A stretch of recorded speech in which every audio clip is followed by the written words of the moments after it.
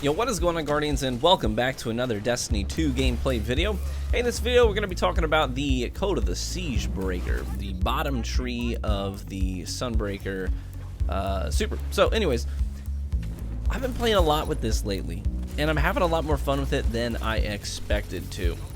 And I really think that there is some genuine potential for this skill tree to be honestly pretty fantastic, to be pretty meta. And we have Solar Week approaching, so the question is this going to be the target of some fine-tuning, some buffs? Because currently this is the least used skill tree for the Sunbreaker. Not only that, but it is one of the least used skill trees in the game. So it is towards the bottom of the totem pole. Now, and considering that in Arc Week, what they did is they targeted some of the least used Arc abilities and found ways of buffing them and fine-tuning them, I think that would lead me to assume that this skill tree is going to get some, it's going to get some attention. I think it's going to get some love from the devs come Solar Week. So what could that look like? Well, first and foremost, let me just talk about what I'm doing here in the video, and you're going to see some things you might not understand, or you might not know why it's in the video. So I would tell you, try and pay attention to the buffs and try and pay attention to the damage output, because there's some clips in here where I'm shutting down roaming supers simply because I'm standing in a sunspot and I'm burning them down with the buff that I get with the Sun Warrior perk. I'm using Sweet Business, which I think is just a hoot. It's a whole lot of fun. I'm using this in lobbies with recluses and mountaintops and not forgottens, and I just don't care because it's a whole lot of fun. So I've got that in my primary slot. I'm also using the Anonymous Autumn sidearm in my energy slot. So that's the loadout that I chose just to play around with, and it was actually really effective when I played it correctly, when I really leaned into the strengths of those weapons and tried to find ways of coupling these weapon strengths with the strengths of the Code of the Siegebreaker. Now, the Code of the Siegebreaker is all about generating sunspots and then leveraging those sunspots to give you an advantage on the battlefield.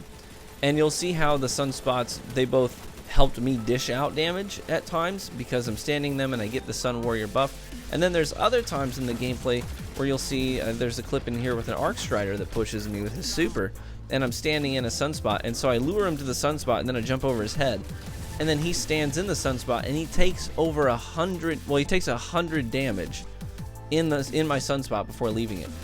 He gets 4 ticks of 25 damage because in the amount of time that it takes him to, take his swipe and then turn around, find out where I went, and then go chase me down, he's already taken 4 ticks of 25 damage in my sunspot, and it does 50 damage if you're not in a super. So it's a significant amount of damage, and I was able to trade with that Arc Strider then because half of his health was taken away by me not even doing anything to him. He just happened to be in my sunspot. So let me talk about these sunspots, how they're generated, and what this skill tree is all about. So basically, whenever you get an ability kill, be that a melee ability or a grenade, it's going to regenerate your health. So your health is going to get regenerated, you're back to full health, but on top of that, ability kills generate sunspots. And these sunspots, they're like pools of fire. They're left, I mean, they could be hovering in the air if you got a kill with, if the kill that you got with your ability was on a guy in the air, that sunspot's going to be hovering up in the sky, which is, in my opinion, something they should probably change. The sunspot should probably be on the ground. Otherwise, it just doesn't make sense. How are you supposed to leverage a sunspot that's floating 20 feet up in the air? You have to like jump up into it and try and hover inside of it to get the buff. So anyways, you generate these sunspots, and these sunspots can do a number of different things. First and foremost, what they do is if you're standing in this sunspot, it's going to regenerate your abilities faster. So your melee, grenade, and barricade energy is going to start regenerating a lot faster. Like you can stand in it for 5-6 seconds and get your ability back, and which is really nice. It sort of tees you up to go into the next engagement with your abilities cooled down and with the ability to make more sunspots.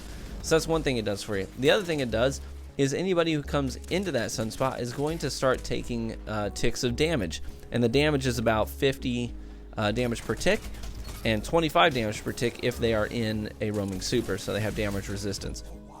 Now that's a significant amount of damage.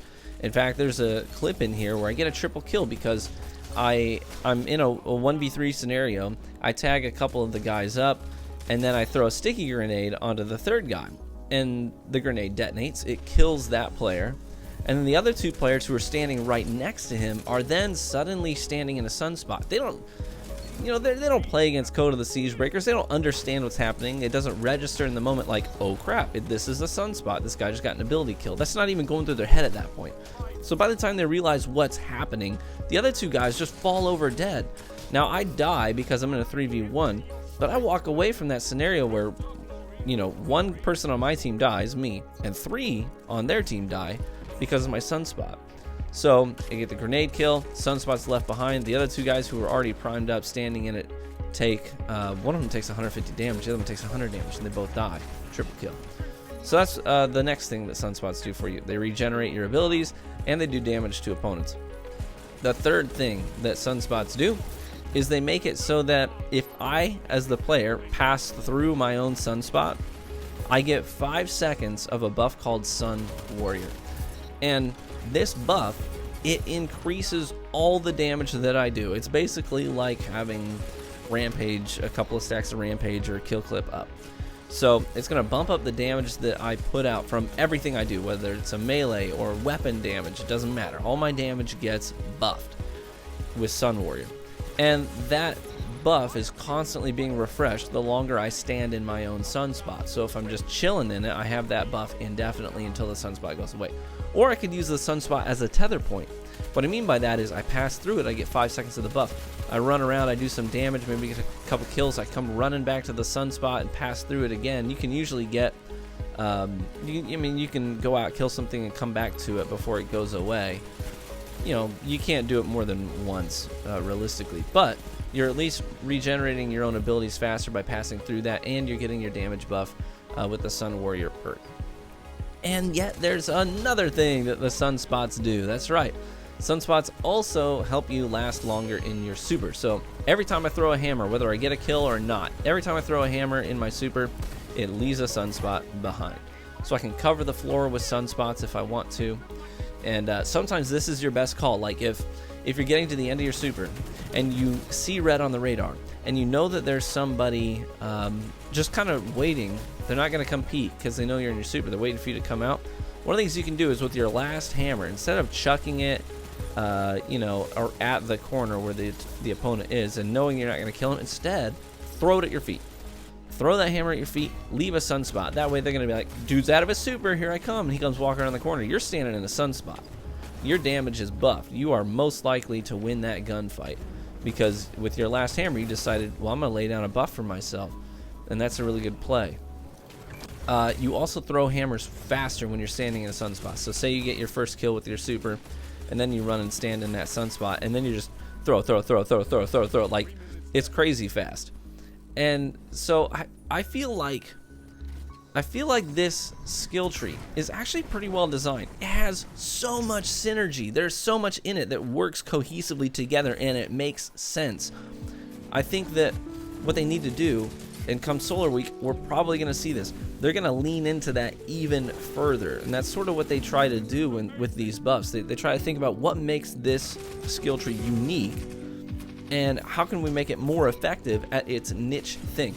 And so if its niche thing is sunspots, I think they're going to find a creative way of leaning into that even further. Maybe it's extending the duration of the Sun Warrior buff. Maybe it is ramping up the amount of energy you get back for your abilities while standing in a sunspot. Maybe they're going to up the damage that other players take to standing in your sunspots. Maybe they're going to up it from 50 to 65 or 75. I don't know. Who knows?